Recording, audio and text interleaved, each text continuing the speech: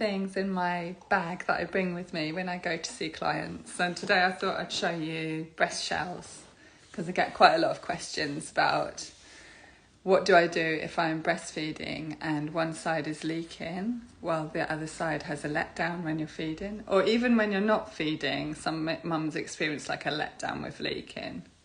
So there's lots of different options and considerations around this.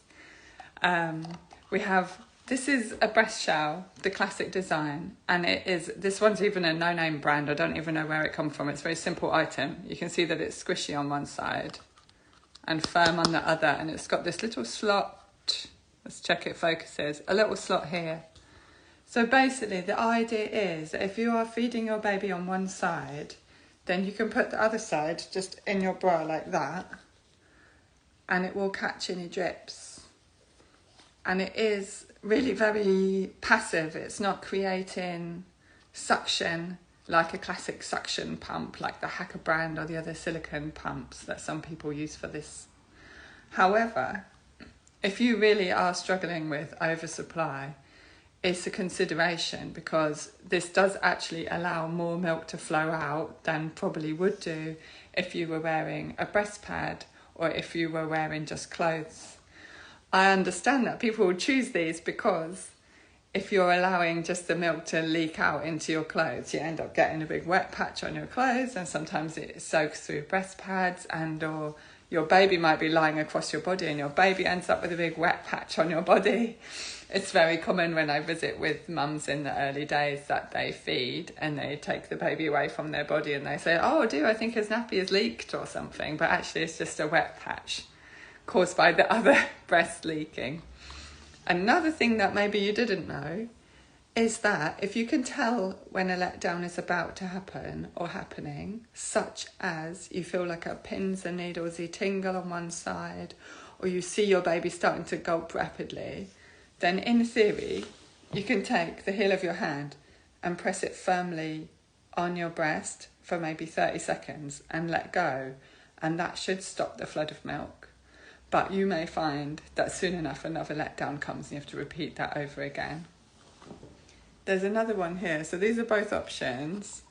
This one does create a little bit of suction and it's a bit bulkier, but it's the same basic principle, and it has an actual stopper in the little slot at the top, which is handy because I used to have these ones actually with this slot that you put in at the top, and what I found very commonly is that I'd be busy feeding away thinking I'm so clever and gathering up milk in this thing, and then I would reach down to the floor to like pick up the TV remote or something, and all the milk would fall out of it out of my bra and probably fill up my slipper or something. I can remember doing that myself.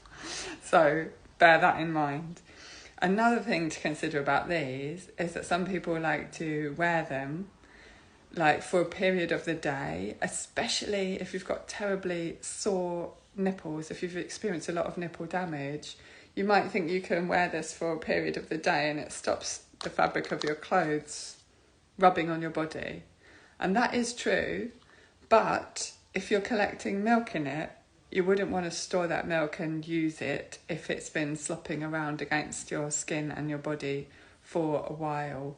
If you sit and you feed your baby, and as soon as you finish the feeding session, you pour that milk into a clean container, then it should be fine to use as a top-up or to add to your freezer stash or something. But it wouldn't be ideal to wear them for long periods of the day and then keep the milk that you're collecting in them. Apologies for my hair today.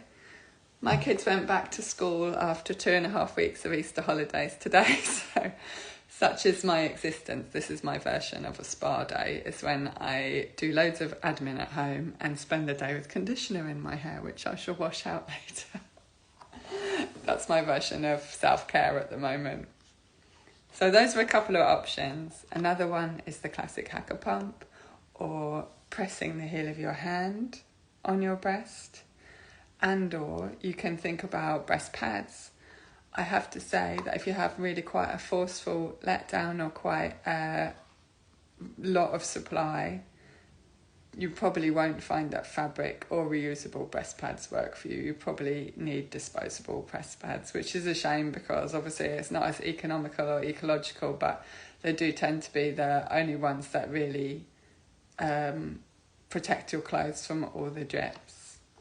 Another comment is, don't worry if you don't leak or drip. It doesn't mean anything about whether you've got like good supply or bad supply or anything. Some mums never experience leaking, and it's a very common question from my clients asking me, is there a problem? Why don't I experience leaking? Does it mean I don't have enough milk, or my NCT friends are telling me this has happened and it hasn't happened to me? Don't worry about it. May never happen for you, and actually that's good for your laundry situation. So if you want any help with anything, I'll do a little series of films now about all these little bits and bobs that I tend to carry with me to my appointments when I do my home visits, so I can show my clients and they can try out different gadgets before they find themselves buying unnecessary things that don't work for them. And so you can look up the information in the comments for my home visits. Cheers, bye. Hope everybody's having a lovely day.